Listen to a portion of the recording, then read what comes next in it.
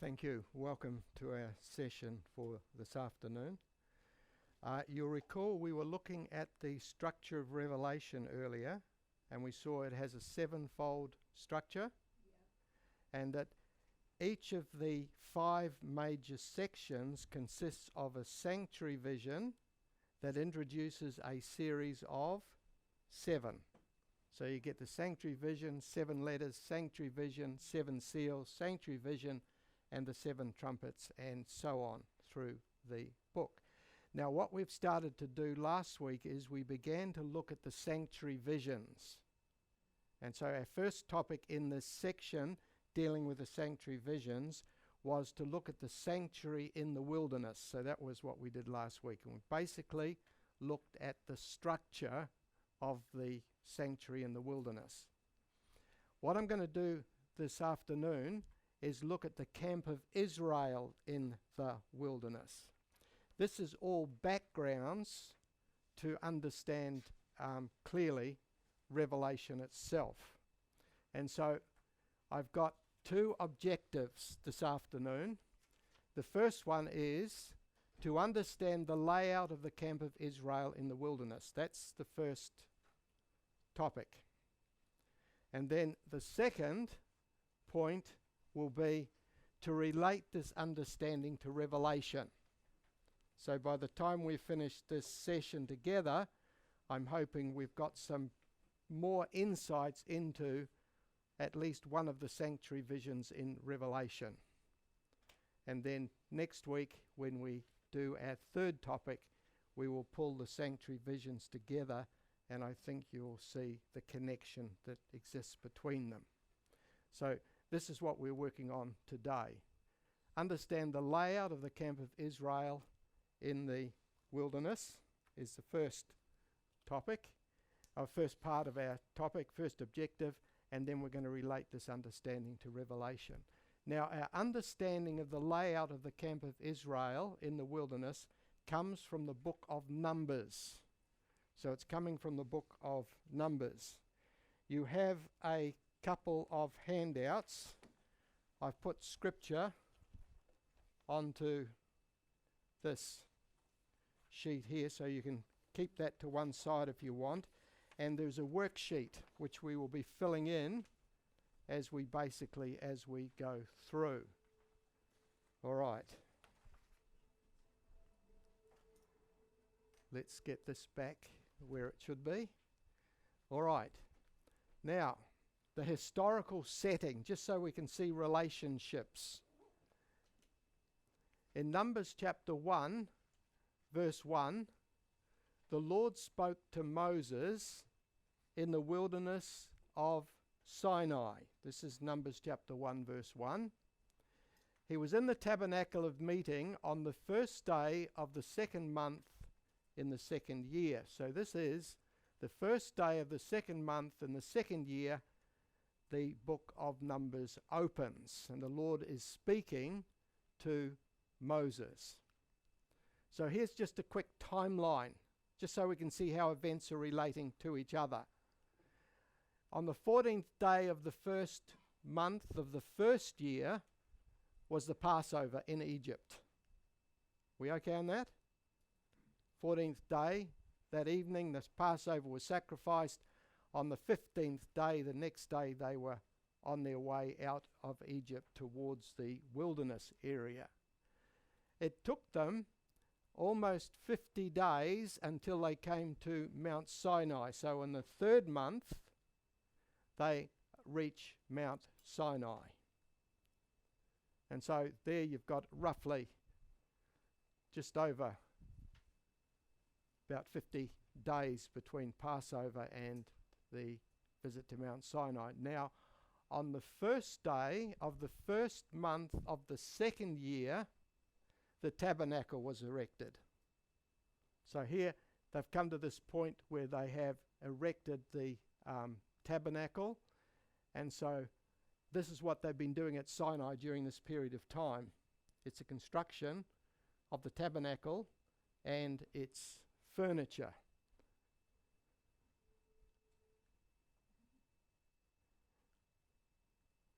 And then on the first day of the second month of the second year, you get a census taken. So this is about a month after they'd erected the tabernacle. They take the census. So this is where the book of Numbers actually begins at this point of time. So the tabernacle's already erected. They've been there at the foot of Mount Sinai, and they have got the command that's been given in Numbers chapter 1 and verse 1 to get Israel together and make a census. And then later on the 20th of the 2nd, about 20 days later, 19-20 days later, they leave Mount Sinai and they begin to travel towards the promised land. And that's recorded in the book of Numbers. So Exodus, this is Exodus, leads into the story of Numbers. They're quite closely connected. If I put Leviticus in here, Leviticus would come in around this time here. That's the instruction book for the running of the tabernacle, you see. So it would come into this period as well. So those three books are really closely connected together. Now we're going to be looking at the first 4 chapters of the book of Numbers. And we'll see in chapter 1, the command is given, take a census of all the congregation of the children of Israel. That's why it's called Numbers, because they're beginning to number the congregation of Israel. Now notice how they were to do it. God's organized. And so they were to take the census from families by looking at the families and then the fathers' houses, because these are extended families. So it'd be the father, and then they move on to the father and his brothers, and then in ever-increasing expansions, they kept account of how many people were involved until finally they come to the tribes. Now notice who they're counting. They're not counting everybody. They're counting every male individually.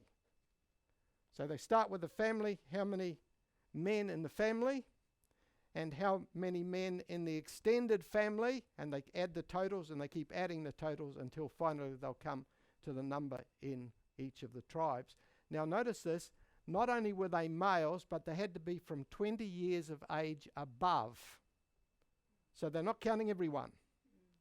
Just the men from 20 years above. Now notice who are able to what? Right. And so what are they organizing for? For fighting. They're organizing for the conquest of the land of Palestine, the land that God had given them. So they're getting ready for war, basically. And so that's the first thing that we want to notice. You and Aaron shall number them by their armies, that is, each tribe.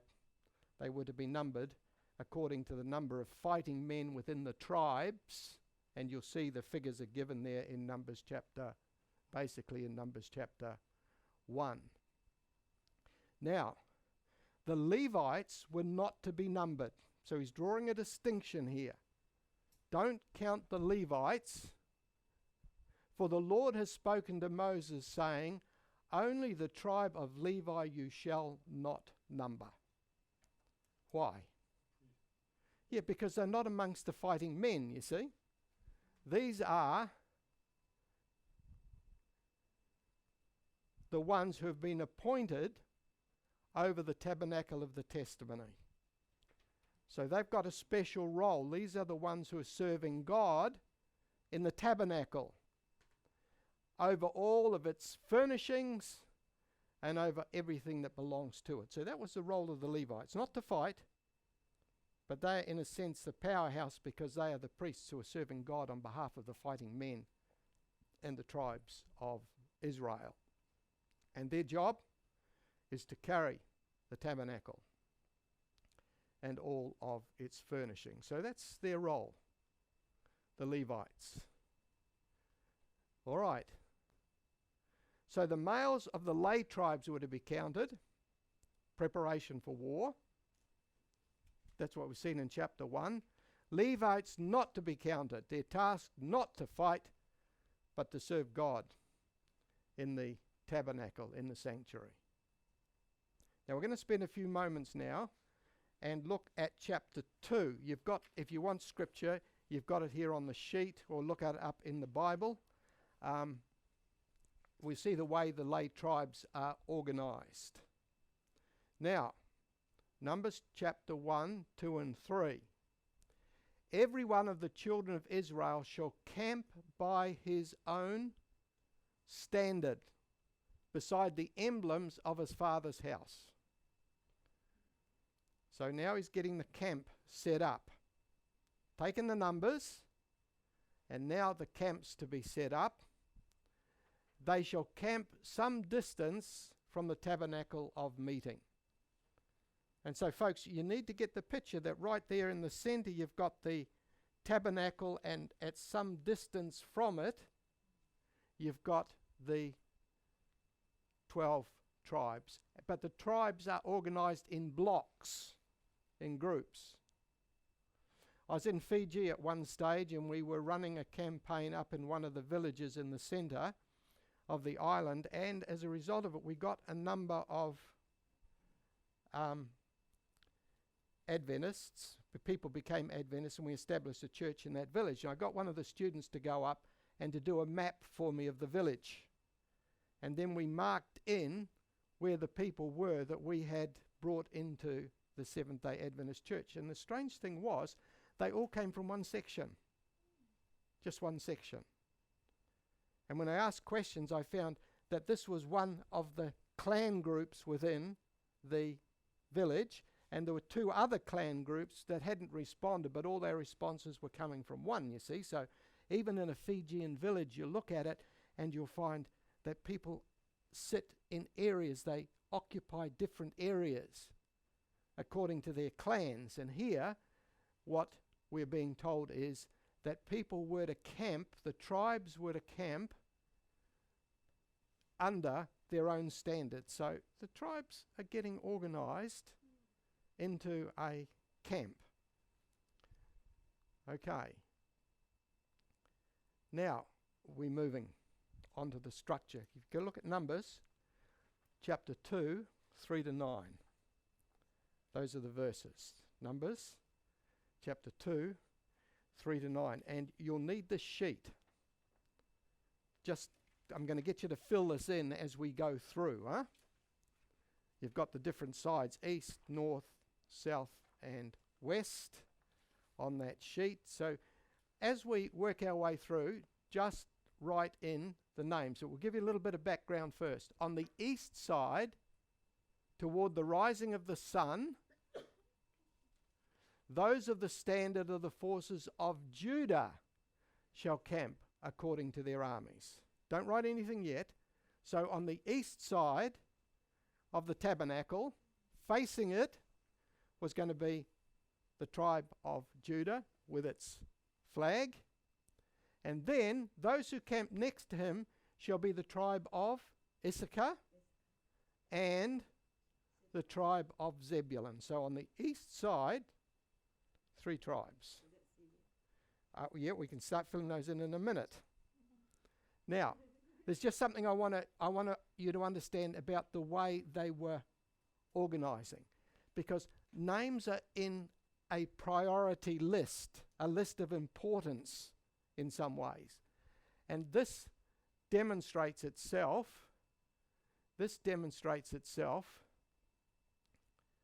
I'll just quickly go through this. And the principle of priority, this is what I'm calling it. Remember, Jesus told the parable of the sheep on the right hand and the goats on the left. So in Jewish thinking, left and right hand had social significance. And this comes out in the story of Joseph and Jacob. And Joseph has welcomed Jacob down into Egypt in chapter 48. And he's introducing his 2 sons, Ephraim and Manasseh, to their grandfather. Yes? Okay. Now notice, this is Joseph. Joseph took both of them. This is the two boys. He takes Ephraim with his right hand, and he takes Manasseh with the left hand. And the old man's sitting there, and he comes and he tries to take this one to the right hand, and the other one he tries to direct towards the left. You following this? And this is what this is saying. Ephraim with his right hand towards Israel, that's Jacob's left hand, and Manasseh with his left hand towards Israel's right hand. And he brought them near him. The old man's blind, he can't see properly. So Joseph is bringing his two sons and introducing him to the grandfather. But notice what Jacob did. Jacob, or Israel, stretched out his right hand, and he laid it on Ephraim's head. But notice where Joseph was directing him. To where? He was to the left, but no. Jacob puts his right hand out and he puts it on the first son, Ephraim. And then it goes on and says that he does exactly the same with Manasseh. Manasseh goes, instead of to the right, Manasseh goes to the left. And so he's swapping hands here. Then Israel stretched out his right hand, laid it on Ephraim's head, who was the younger. So the right hand went onto the younger's head. And the left hand went onto Manasseh's head. So left and right hands, and here's the old man, and he's putting the wrong hand on the right hand on the young son and the left hand on the old son. But what he should have done is the opposite, because the right hand should go towards the firstborn and the left hand should go towards the younger. So there's a priority of hands here. You following? Okay. And we just look at the next part. Now when Joseph saw his father had laid his right hand on the head of Ephraim, it displeased him. Hey, the old man's making a mistake. And so he took hold of his father's hand to remove it from Ephraim's head to Manasseh's head. And Joseph said to his father, "Not so, my father, for this one is the firstborn. Put your right hand on his head." And then it goes on, but the father refused and said, "I know, my son, I know. He also shall become a people, and he also shall be great, but truly this younger brother shall be greater than he, and his descendants shall become a multitude of nations."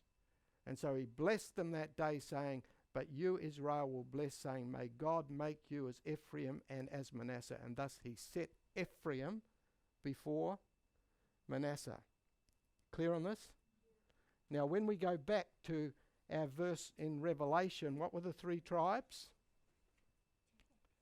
What are the three tribes? Judah. And the next one? Yes. But they are in order. Judah occupies the central position. You following this? The next name mentioned is the son of the right hand, and the third one mentioned is the son of the left hand. Have you got that? Okay, so now what you can do is you can fill this in. As they face the sanctuary, yeah, Judah's in the middle, and then the next one mentioned is the son of the right hand, and the other one mentioned is the son of the left hand. Okay. Okay, let's just go back. Yeah, there's Judah. He's the middle. So look at the sanctuary on your diagram. You've got the sanctuary in the middle. And Judah, no, that's right, sanctuary's there. Judah's in the middle, facing it. Yeah. And who is on the right hand? Issachar. And who is on the left hand? Zebulun. So you've got the first three in place. That's Judah. Yep, they're facing the sanctuary. And so the next one, look at this, is Issachar. He's on the right hand. Yeah. And the other one is on the left. He's facing the sanctuary. Yep. So Judah is in the middle. Yep. The next one is on the right hand, which was, excuse me, We need to really control this machine, I think. They say this is smart TV, but sometimes they are smarter than the operators. They've got a mind of their own. So Issachar is on the right. Yeah, he's that one. On the top. And Zebulun is... Yeah. Now notice this. It's not just the camping, but what does it say down the bottom in verse 9? They'll break camp first. So when they were on the move, the first ones to move would be first Judah, pack up, start moving as a block, and then next one packing up, ready to move, would be Issachar, and then the third one to move would be Zebulun. So this is not just arranging them for camping. Is this to do with the reference to the tabernacle where the entrance is on the east? Well, that's part of it. But they break first, and then we go on to the next part. I'll just have to quickly go over this. You're clear on the principle of priority, huh? Right hand and the left hand. So there it is, Judah, Issachar, and Zebulun. Okay, facing the east gate and facing the sanctuary. Now we come to chapter 2, verse, is it 3 to 9? No, it's verses 10. Sorry, I'll have to correct this. It's verse 10 following. On the south side shall be the standard of the forces of Reuben. Okay, so you can fill that in. South side. First one is Reuben. So he's in the middle. And the son of the right hand,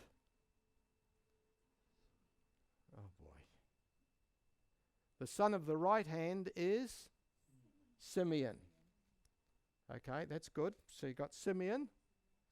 And then comes the tribe of Gad. He's on the left-hand side. They shall be the second to break camp. So it's like they're unraveling the camp in order. It's not just a race, anyone takes any place, but God's got them in a set structure and a set order. Okay. So here it is. Reuben facing this. And on his right-hand side, Simeon. And on his left-hand side becomes Gad. So we're just going to quickly run through the other two sides, and you'll find the same principle basically applies. Oh, I'm sorry about this. I need to change the numbers. Numbers 2, verse 17. And the tabernacle of meeting shall move out with the camp of the Levites in the middle of the camps. So first 6 tribes, those on the east and those on the south, and then comes the tabernacle. We okay? Packed up, ready, the Levites in the middle with the tabernacle packed and the furniture ready for carrying. As they camp, so shall they move out, everyone in his place by their standards. Okay. Look, I want you just to notice here, we'll see this a bit clearer in a few minutes. The tabernacle was always central. When they camped, the tabernacle's at the center of the tribes, yeah? When they move, the tabernacle's always at? It's always at the center. See, God's claiming a central role in the life of the tribes of Israel, and the same lesson for us today. He wants not to be on the periphery. He wants to be right at the very, very heart and the center of our lives. Okay. Verses 18 to 24. On the west side shall be the forces of Ephraim. So this is behind the tabernacle. On the west side shall be he'll be in the middle, but on the west side. And then next to him comes the tribe of Manasseh. So Manasseh's on the right side. And then comes the tribe of Benjamin, the tribe of Benjamin.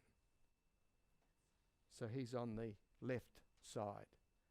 And they shall be the third to break camp. So Ephraim would come after the tabernacle, and then would come Manasseh, and then would come Benjamin. You got that? Okay.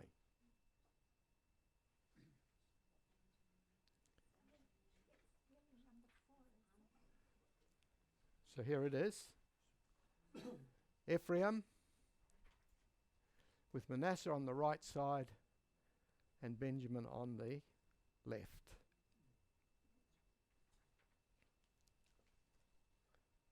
Once you get the principle of organisation, it becomes fairly easy to mark this. Now, last section, Numbers 2:25 to 31. The standards of the forces with Dan shall be on the north side. So you've got it, Dan in the middle. And those who camp next to him shall be the tribe of Asher, son of the right hand. And then comes the tribe of Naphtali on the left. And they shall break camp last with their standards. And so here it goes.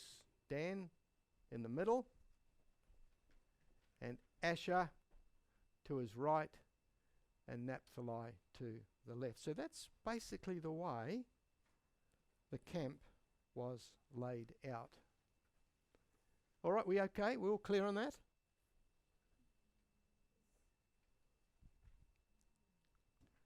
Okay. Now I want to go just a bit deeper.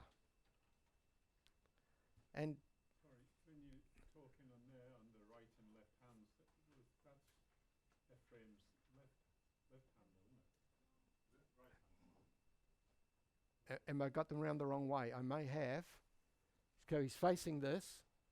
So the son of his right hand would be Manasseh. Yeah, I think you're right. And Benjamin would be to the left. Thank you. I'll make the correction.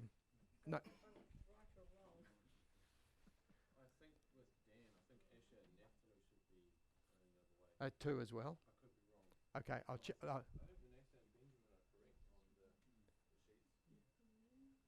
sheets. How do you work it out when you're looking at them from one side or the other? Yeah, it's facing the sanctuary. Right hand is determined by the facing of the sanctuary, yeah? Okay, if we've got the principle clear, I'll recheck the PowerPoints to make sure that it's right. Okay. All right, I'm just moving. So look, they're set up for marching, yeah? Okay, thank you. All right, Judah would be the first to break, then would come Issachar, then would come Zebulun. So they're moving in this direction. They're breaking camp. So Judah first, Issachar, followed by Zebulun, and then the tribes to the south, Reuben, Simeon, and Gad. And then came the tabernacle. And then comes Ephraim, Manasseh, and Benjamin, and last the tribes to the north, Dan, Asher, and Naphtali. So that's the organisation for movement.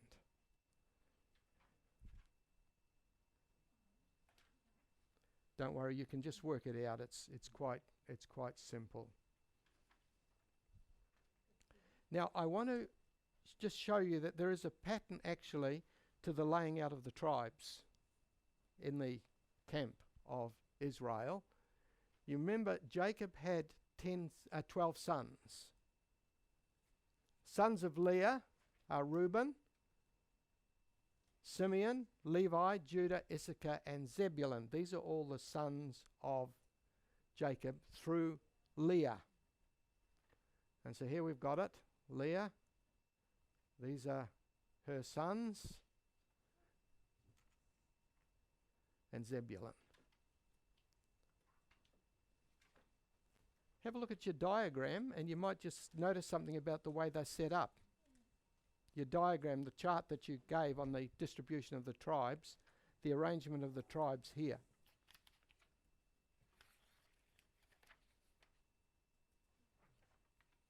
That's what we're going to try and understand. Huh? Then comes the sons of Rachel, Joseph and Benjamin. Okay, and so here we've got the sons of Rachel, Joseph and Benjamin. And remember, Joseph's two sons who were adopted by Jacob are who? Yeah, Ephraim and Manasseh. Okay. That will work its way out. Now the sons of Bilhah, Rachel's maidservants, were Dan and Naphtali. So there we've got it. Dan and Naphtali. And last, the sons of Zilpah, Leah's maidservant, were Gad and Asher.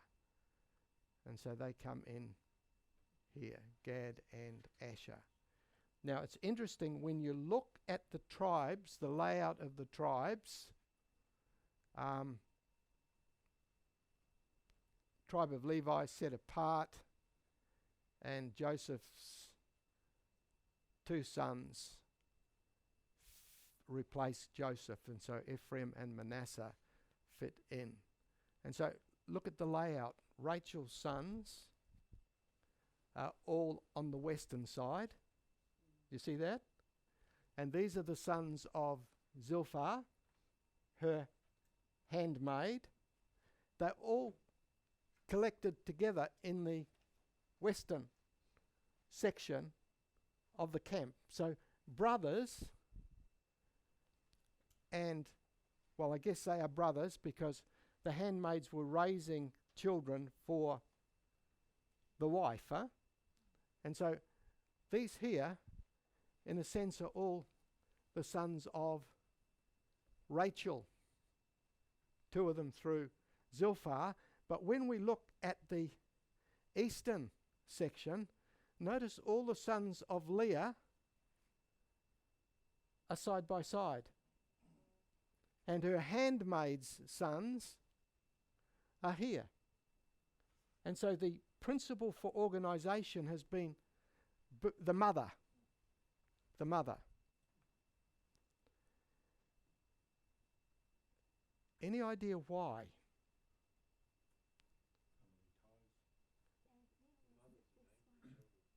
Yeah, okay. Family ties is a pretty good stab at it, because God's put all brothers close together, contingent, because the ties between the brothers are the closest. And if it comes to battle, they are going to fight nail and tooth for each other. You following? Yeah. And so that's, I think, the basic principle for the organisation of the tribes. You should have a diagram in colour which will give you that, basically, that layout.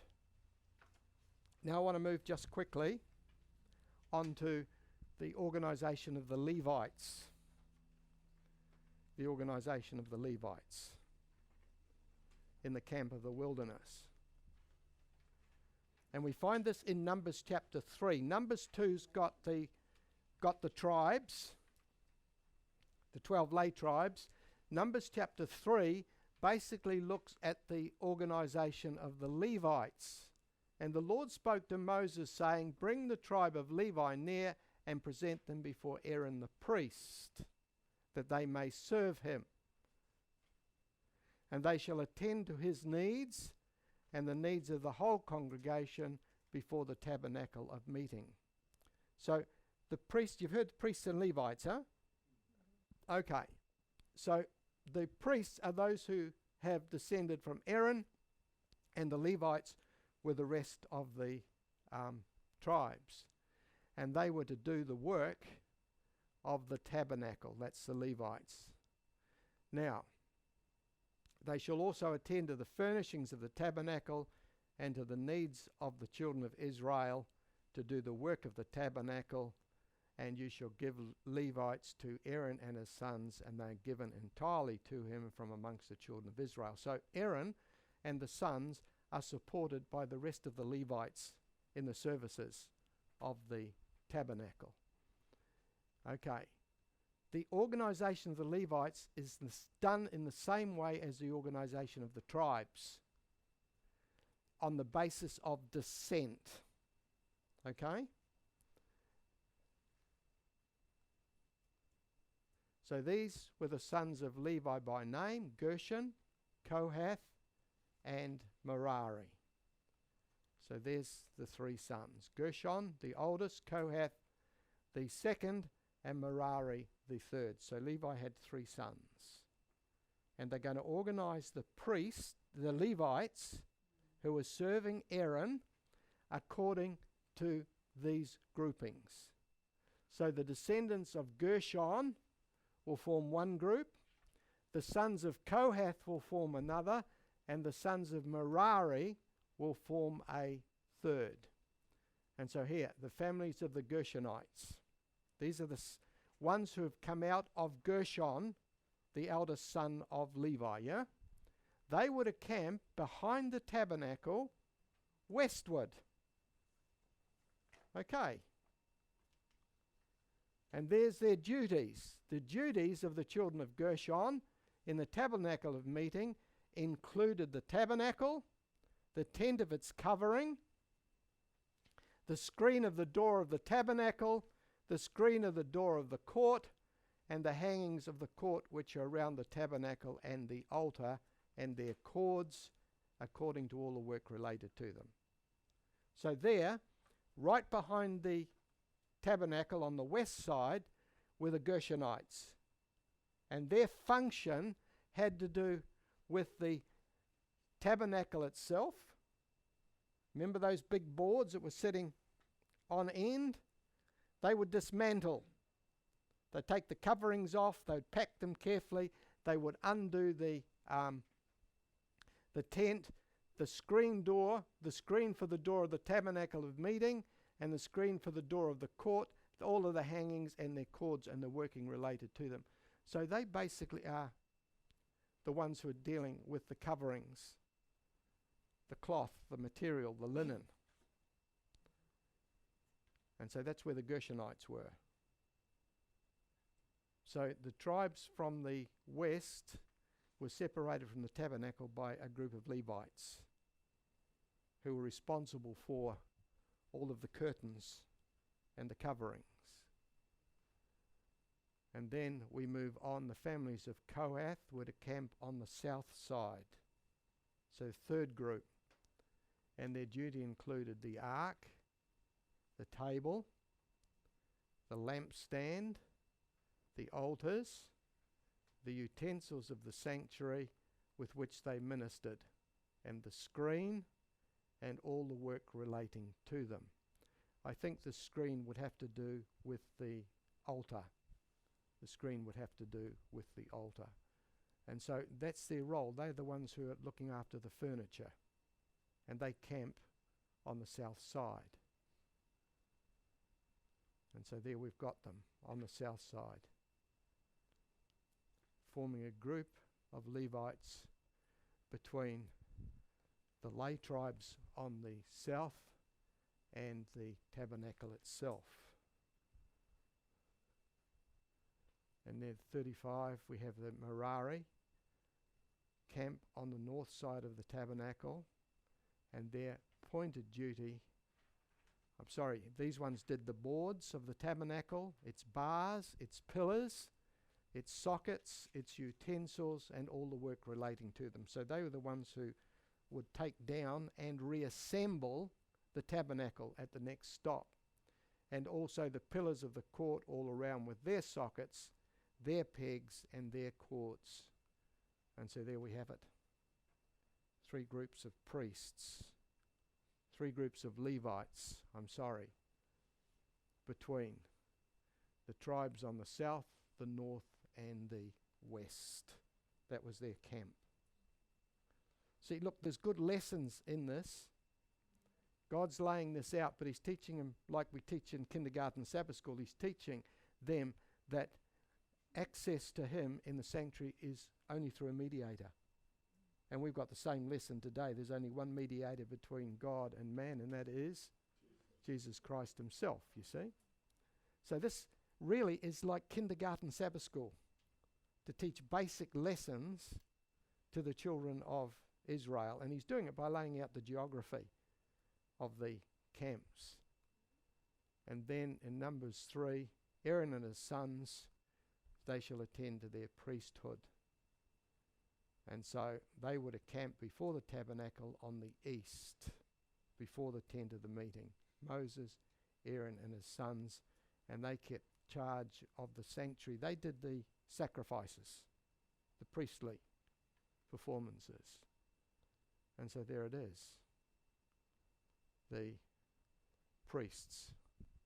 Now, Moses and Aaron were actually members of the Kohathite tribe, but they were Kohathites with that special function of performing the rituals and the rites in the tabernacle itself.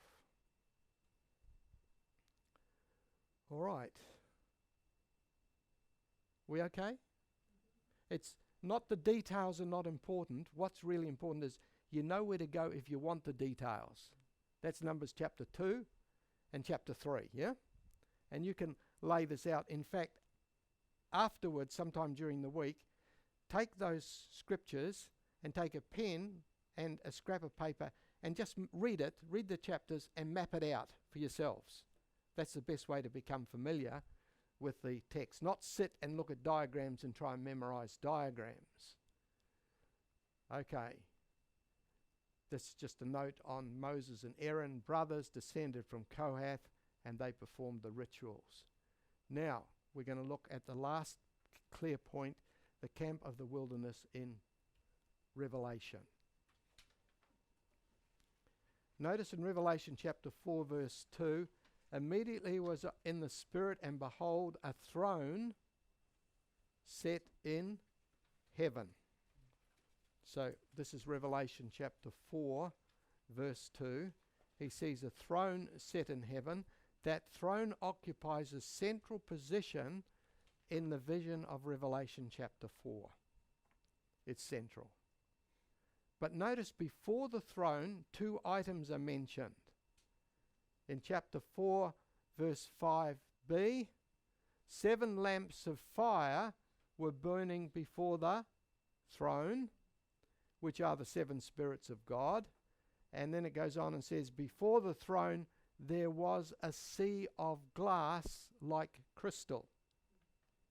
And so this is what we've got. When we just draw it out, map it out, we've got the central throne in chapter 4, and before it we have 7 torches of fire, and then before that we have the sea of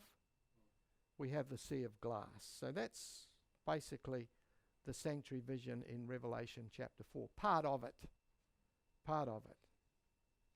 And so these two, the torches of fire, 7, and the sea of glass, both before the throne.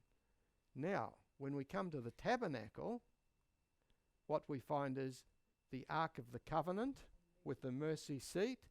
That is equivalent to the central throne. Okay? And then the 7 torches of fire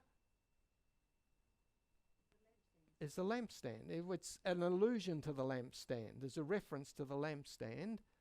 And the laver, which was in the courtyard, is a reference to the sea of glass. So what we've really got in Revelation chapter 4 is we've got this allusion to the 3 areas of the tabernacle in the wilderness. The throne's in the most holy place, the 7 torches of fire in the holy place, and the sea of glass is in the courtyard. So we've got the sanctuary there being alluded to, but without curtains. No curtains. Open plan living. And I think the reason for the open planned living is in heaven there's no sin, there's no need for separation. We'll look at there, it says in Revelation chapter 21, 22, and we'll look at God and see him face to face. And so Revelation 4, the throne, the 7 torches of fire, and the sea of glass. And there's That sea of glass represents what? the laver, yeah. The place for the purification and the washing, the laver. Okay, that's just reinforcing it.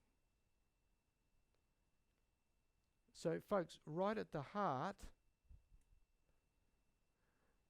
of the description in Revelation chapter 4 of heaven, we've got an allusion to the sanctuary. But then we just want to notice quickly, in the midst of the throne and around the throne were 4 living creatures full of eyes in front and back. That's the latter part of Revelation chapter 4 verse 6. And so there it is, there. We've got the throne in heaven, and surrounding it we've got these 4 living creatures. Do you see any parallels? The 4 living creatures close to the throne in Revelation chapter 4 are paralleling the priests and the Levites that surround it.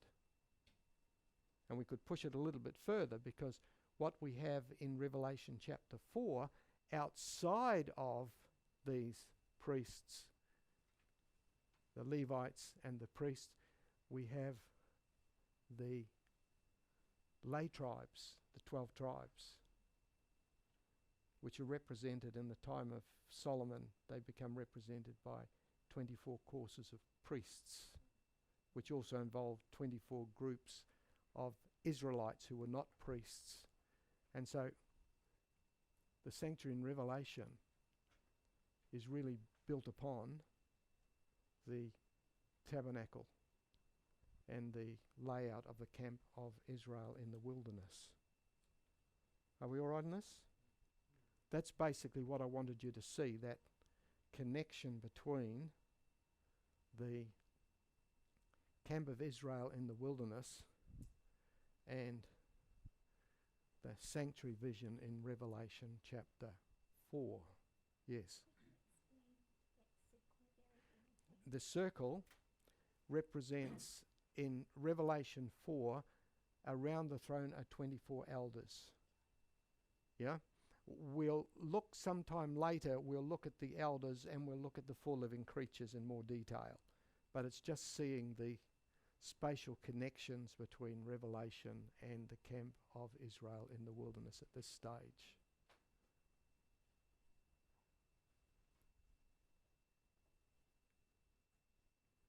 Okay, and so we've got it there. All right, folks, that's finished for today. What we're going to do next week is we're going to look at the sanctuary services in Revelation, and we're going to relate the sanctuary services